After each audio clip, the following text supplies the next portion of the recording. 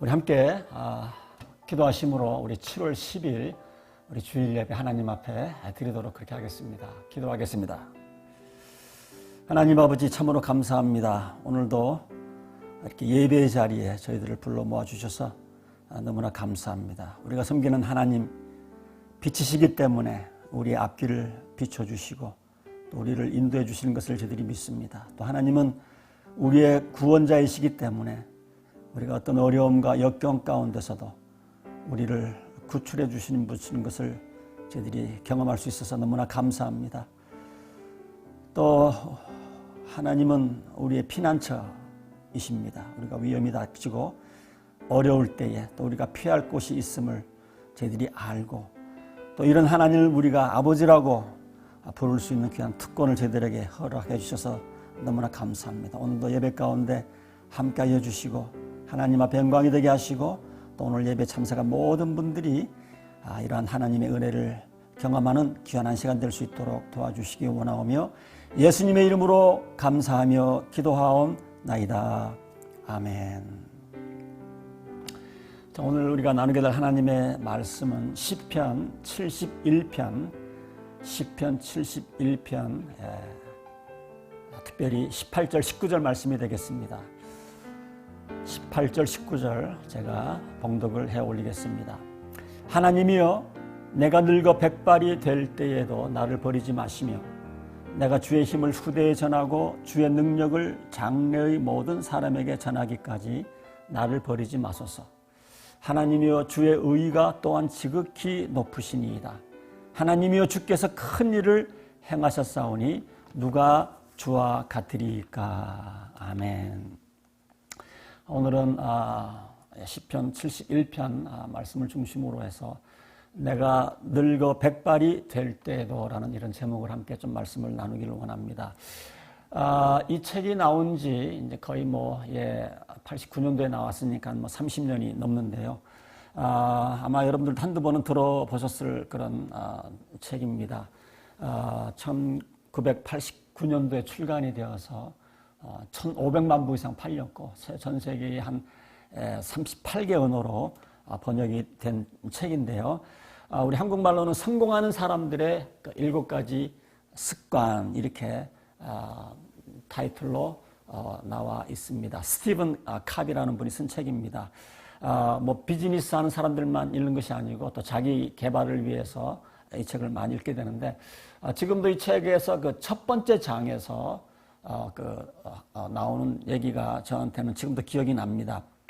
첫 번째 장에서 이 책을 계속 읽기 전에 한번 이런 상상을 해볼 것을 권면을 하는데 아마 여러분들도 한번 상상을 해보면 좋을 거라고 생각이 됩니다.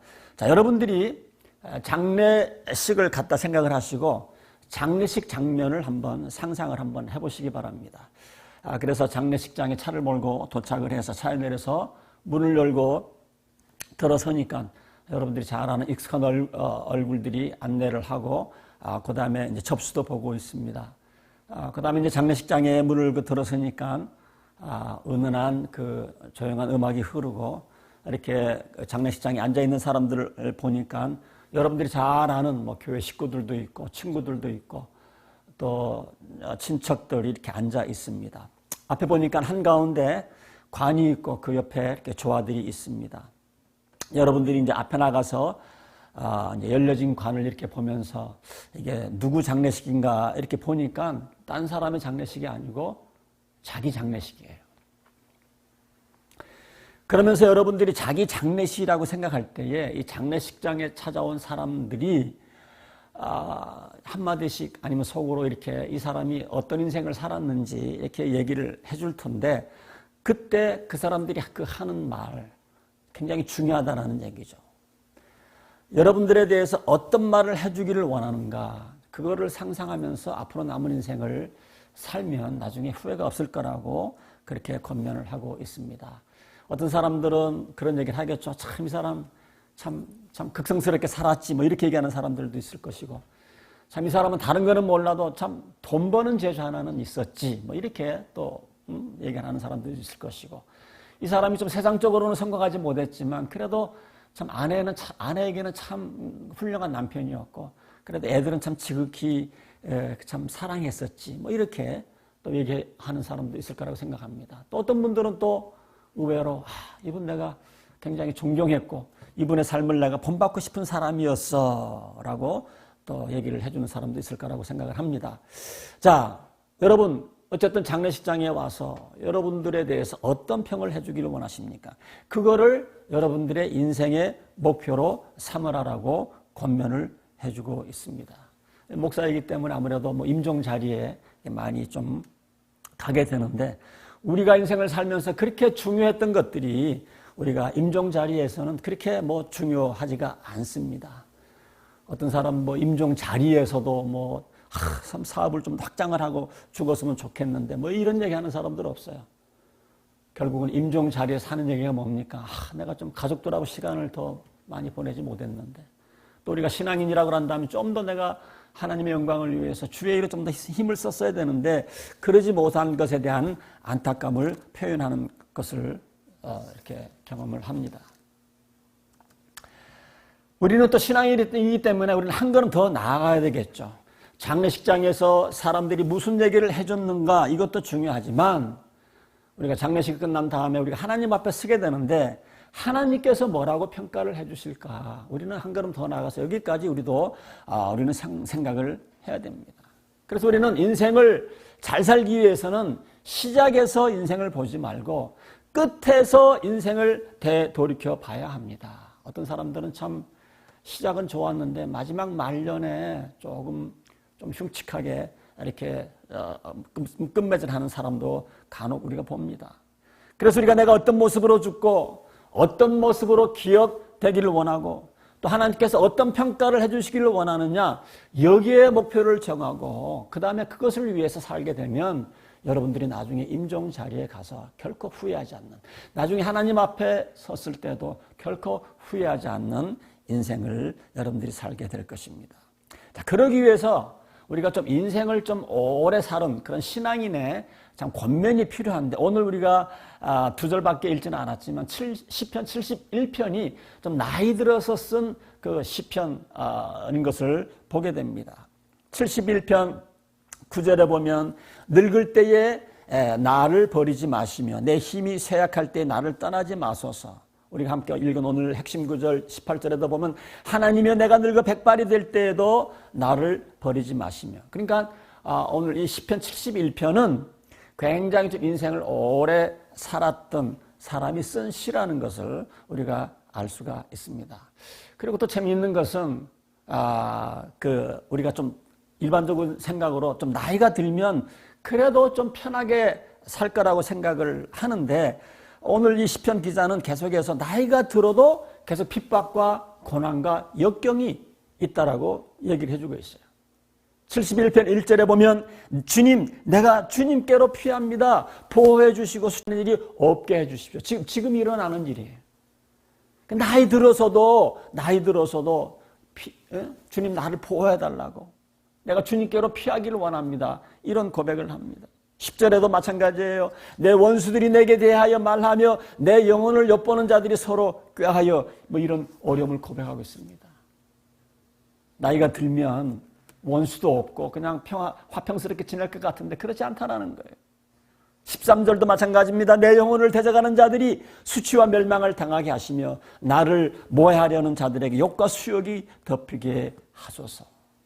나이가 들어서 좀 말년에 편하게 살아야 되는데 그때까지도 나를 모함하고 음해하고 고발당하고 이런 고통을 지금 시편 기자는 호소하고 있습니다.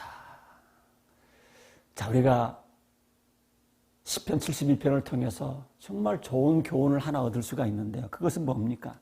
나이가 들어서도 우리가 문제는 계속 있다라는 것이 우리가 오늘 말씀을 통해서 배울 수가 있는 겁니다. 그러니까 문제는 항상 있다고 하는 거예요.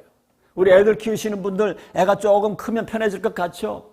애들 크면 여전히 또 다른 힘든 게 기다리고 있어요. 장성한 우리 자녀를 가진 부모님들 좀 결혼만 시키면 뭐가 끝난 것 같죠? 안 그렇습니다. 결혼시키고 나면 또 걱정거리가 생각거리가 또 있어요.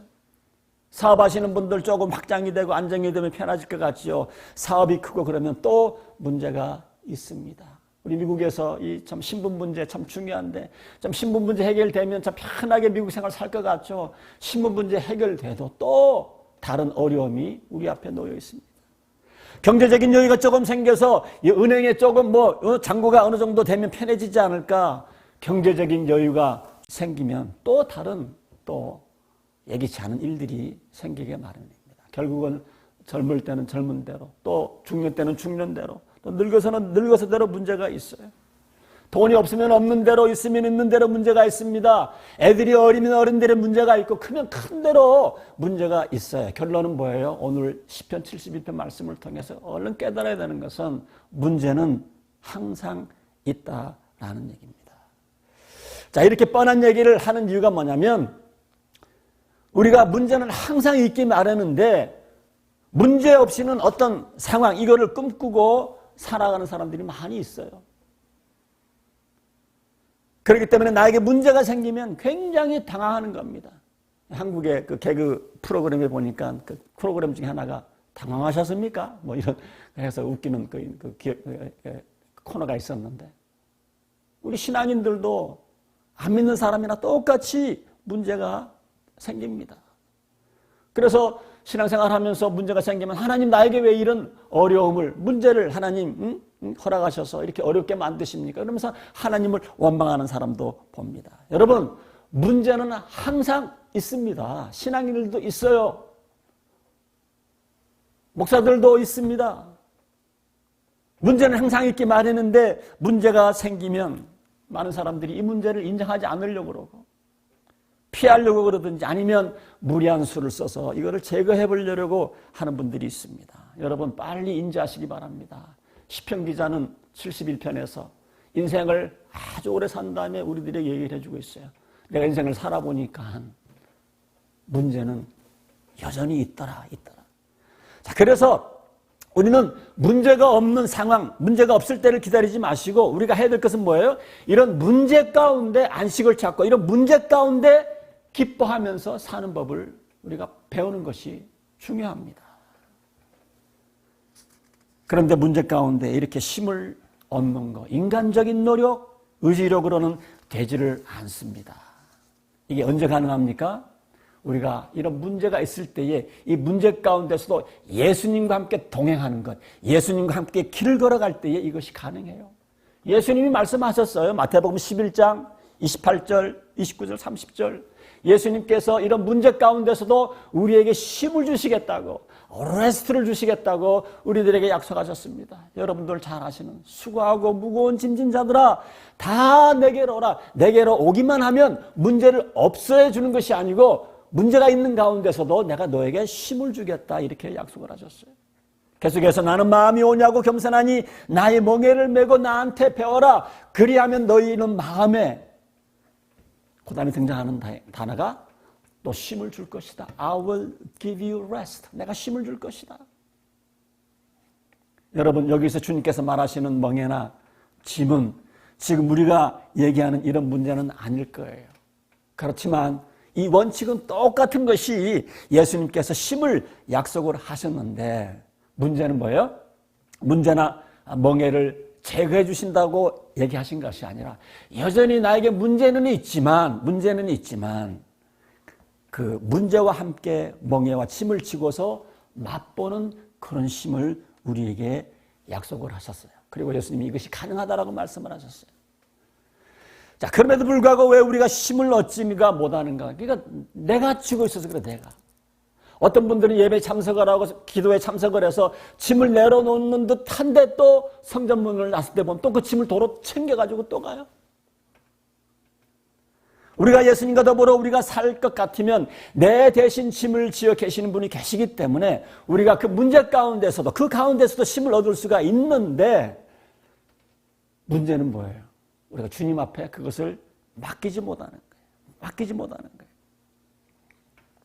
우리는 한 걸음 더 나아가서 이런 문제 가운데 힘을 얻을 뿐만이 아니라 우리는 그 문제 가운데 오히려 성경은 기뻐하라라고 말을 하면서 이 기뻐하면서 사는 법을 우리들에게 얘기를 해주고 있습니다. 문제가 없거나 사라져서가 아니라 문제 가운데서 우리가 기뻐하면서 사는 것, 우리 이게 어떻게 가능합니까?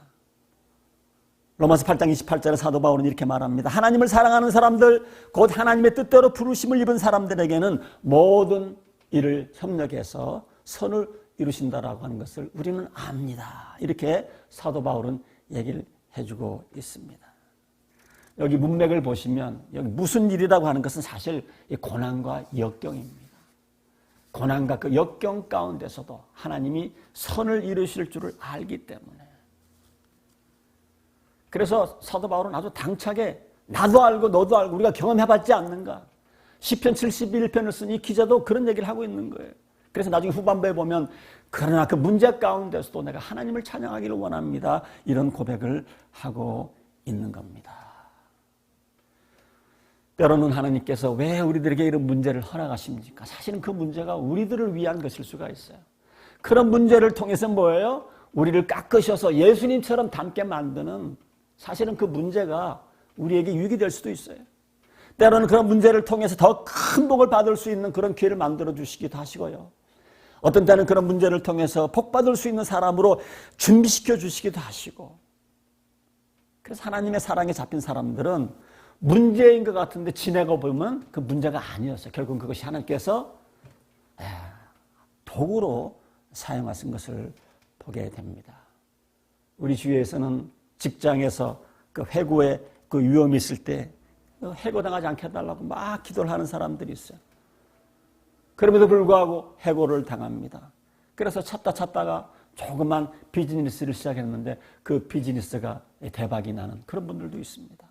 어떤 사람들은 사랑하는 사람에게 배신을 당해서 눈물을 펑펑 흘렸는데, 그렇지만 하나님 손에 잡힌 그 사람 인생 가운데서 정말 좋은 사람이 나타나서 그 사람하고 결혼해서 행복하게 가정을 꾸미고 신앙생활하는 그런 사람들이 있습니다. 만약에 옛날에 그 사람하고 결혼했으면 내가 지금처럼 이렇게 행복했을까? 사랑하는 성도 여러분, 우리가 문제가 없어서 기뻐하는 것이 아니라 우리가 문제 가운데 기뻐하는 게, 이게 성숙한 신앙인들이 가질 태도입니다. 왜냐하면 하나님께서 그 모든 것을 통해서 선을 이루시기 때문에 그런 겁니다. 사랑하는 성도 여러분, 오늘 말씀을 마치면서 우리 모두는 다 문제가 다 있어요. 어떤 사람들은 문제가 전혀 없는 것 같지만 그분하고 얘기를 하다 보면 그분도 남이 이해하지 못하는 그런 아픔 가운데, 문제 가운데 살아가고 있는 것을 보게 되어집니다. 사랑하는 성도 여러분, 문제를 회피하지 마시고, 그러나 그 문제 가운데 우리에게 힘을 주시는 그 주님 앞에 나오셔서 주님께서 약속하신 그 힘을 다 받아 누리시면서 신앙생활 하시는 저와 여러분이 될 수 있기를 주님의 이름으로 축원드립니다. 기도하겠습니다. 하나님 아버지, 오늘 시편 71편 말씀을 통해서 문제는 항상 있는 것을 깨닫게 도와주시고, 문제가 없어질 그런 상황을 추구하는 것이 아니라, 문제가 없을 그때를 기다리는 것이 아니라, 문제 가운데서도 예수님과 더불어 안식을 누리고 예수님과 더불어 기뻐할 수 있는 우리 모든 성도님들이 될 수 있도록 주님 축복하여 주옵소서. 이제는 우리 주 예수 그리스도의 은혜와 하나님의 놀라우신 사랑과 성령님의 감화 감동 충만 역사하시며, 오늘도 하나님 앞에 또 온라인으로 또 이렇게 예배 초소에 모여서 함께 예배를 드리는 당신의 사랑하는 모든 자녀들을 위해 이제로부터 영원토록 함께 하시기를 간절히 축원하옵나이다. 아멘.